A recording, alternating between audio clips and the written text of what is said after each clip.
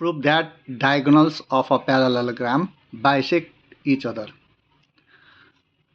यहाँ प्रमाण गर्नु भनेको छ डायगोनल्स प्यारालेलोग्राम एबीसीडी को डायगोनल्सहरु एसी र डीबी यो चाहिँ आपसमा चाहिँ बराबर दुई भागमा विभक्त भएको छ भन्ने प्रमाण गर्नु छ। भन्नाले एओ बराबर चाहिँ ओसी अनि डीओ बराबर चाहिँ ओबी प्रुफ गर्नु छ। त्यसैकारण चाहिँ पहिला हामीले यसलाई मान्नु पर्छ। मानिलियौं late the diagonals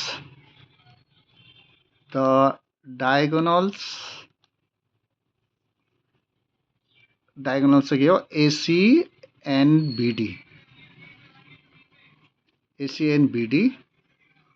of a parallelogram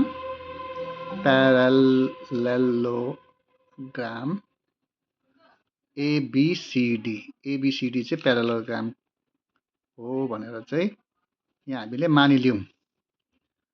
अब प्रुफ गर्नु छ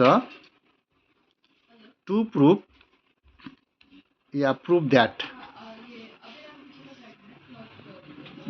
प्रमाण गर्नुपर्छ। के प्रमाण गर्नु छ त्यो चाहिँ बाइसेक्ट हुन्छ रे यो डायगोनल्सहरु भन्नाले चाहिँ एओ बराबर सीओ समद्विभाग भन्छ नि। त्यसरी नै अर्को छ and DO is equal to BO. अब यो प्रुफ गर्नुलाई यहाँ यो माथिल्लो एउटा ट्रायंगल र मुनिल्लो अर्को ट्रायंगल यो दुईटा ट्रायंगललाई चाहिँ कंग्रुएन्स बनाउनुपर्छ, सदृश्य बनाउनुपर्छ। त्यो भनेको चाहिँ के हो भन्दाखेरि चाहिँ यो माथिको ट्रायंगल र मुनिको ट्रायंगलको जुन चाहिँ साइड्सहरु छ एंगलहरु छ तिनीहरुमा कम से कम तीन वटा चाहिँ बराबर बनाउनु पर्छ। तीनवटा कुन कुन ट्रायंगलमा माथिको ट्रायंगललाई लियौं भने हामीले डीओसी अनि मुनिको चाहिँ एओबी यिनीहरु चाहिँ ट्रायंगल हो। यो ट्रायंगलको साइन यस्तो हुन्छ in triangle DOC and triangle AOB. यसमा तीन वटा चाहिँ इक्वल बनाउनु पर्छ तब चाहिँ कंग्रुएन्स भन्छ। कंग्रुएन्स भनेको सर्वसम सबै समान। अब हेर्नु ट्रायंगल डीओसी मा यो माथिल्लो एंगल सँग मुनिल्लो ट्रायंगलको यो एंगल इक्वल छ यानी कि एंगल ओ एंगल चाहिँ इक्वल छ डीओसी माथिको एंगललाई डीओसी भन्यो भने मुनिको एंगल चाहिँ एओबी।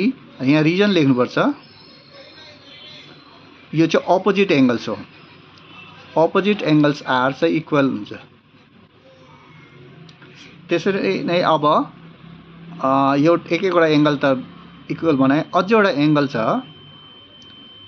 यो एंगल माथिको एंगल यो सँग मुनिको एंगल यो किनभने यो र यो प्यारलल छ यो ट्रान्सभर्सल भएपछि यो माथिको जेड जस्तो भने जेड आकृति त्यसको यो कुना र यो कुना चाहिँ बराबर हुन्छ। त्यो एंगल यो एंगल चाहिँ बराबर हुन्छ। त्यसपछि त्यसको नाम हो एंगल सी एंगल डीसीओ सँग मुनिको यो ए एंगल ओएबी यसलाई भन्छ अल्टरनेट एंगल अल्टरनेटिभ एंगल भन्छ। अल्टरनेट एंगल्स पनि के हुन्छ इक्वल हुन्छ। र अब हामीलाई थाहा छ प्यारालेलोग्राममा माथिल्लो अपोजिट साइड्सहरु इक्वल हुन्छ। डीसी बराबर एबी जस्तै यो बराबर यो बराबर यो अपोजिट साइडहरु डीसी माथिको छ भने मुनिको चाहिँ एबी यसलाई के भन्छ अपोजिट साइड्स। अन्त यस्तो दुईटा एंगल एउटा साइड गरी इक्वल भएको छ भने यसलाई भन्छ कंग्रुएन्स सर्वसम।